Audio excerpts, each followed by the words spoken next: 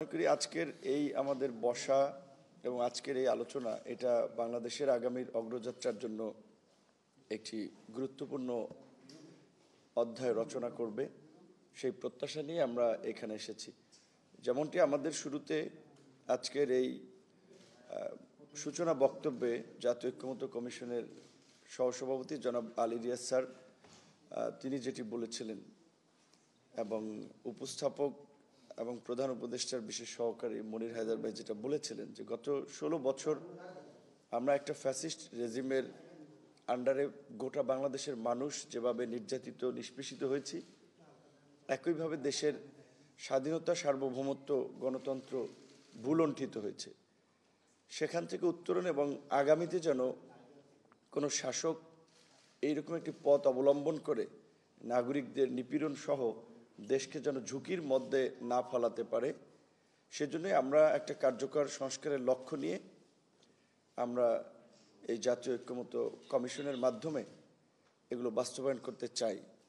গণ অধিকার পরিষদ আপনারা দেখেছেন তুলনামূলকভাবে অন্যান্য রাজনৈতিক দলগুলোর সাথে তুলনা করলে একটি নবীন রাজনৈতিক দল হলেও আমাদের একটা ধারাবাহিক সংগ্রাম আছে।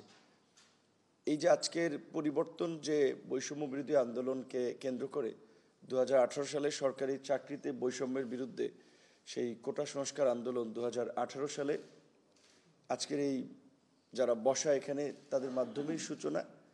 এবং এটা তো সবার খেয়াল আছে যে একটা সিম্পল স্টুডেন্ট মুভমেন্ট কিছু দাবি দেওয়া নিয়ে আমরা 17ই ফেব্রুয়ারি থেকে শুরু করেছিলাম এবং সেটা 4 অক্টোবর একটা লিখিত প্রজ্ঞাপনের মধ্যে দিয়ে প্রায় 8 মাসের অধিক সময় সে আন্দোলন হয়েছে। ওয়ালটন মাইক্রোওয়েভ ওভেনের খাবার গরম রাখে দীর্ঘ সময় ধরে। Walton microwave oven.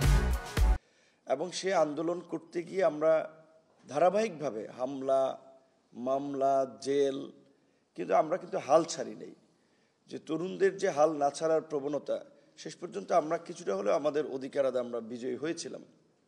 একই সাথে সেই আন্দোলনের পরে 2019 সালে ঢাকা বিশ্ববিদ্যালয়ে দীর্ঘ 28 বছর পরে ডাকসু নির্বাচন, যেটি আমাদেরকে দেশের মানুষের জন্য কাজ করার জন্য কিংবা দেশকে নিয়ে আসলে একটা নতুন ভাবনার জায়গায় নিয়ে গিয়েছিল, যার ধারাবাহিকতায় 2021 সালে আমরা এই রাজনৈতিক দল গঠন করি।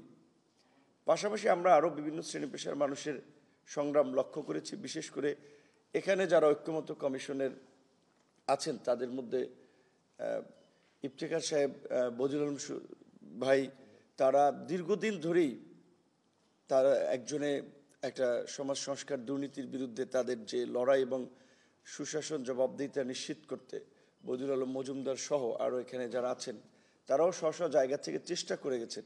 কিন্তু দেশের রাজনৈতিক আসলে প্রেক্ষাপট এবং বাস্তবতা এমন ছিল, চাইলেও এই সমস্ত মানুষের কিংবা আমাদের খুব বেশি কিছু করার ওই সময় ছিল না। কিন্তু আমরা একটা প্রেক্ষাপট তৈরি করতে পেরেছি এই জুলাই গণ অভ্যুত্থানের মধ্যে দিয়ে। কাজেই আমরা সকলে যেন আসলে একটু জোর দিয়ে হলেও কমিটেড থেকেও যেন দেশ জাতির বৃহত্তর স্বার্থে এই কার্যকর সংস্কারগুলো আমরা বাস্তবায়ন করি।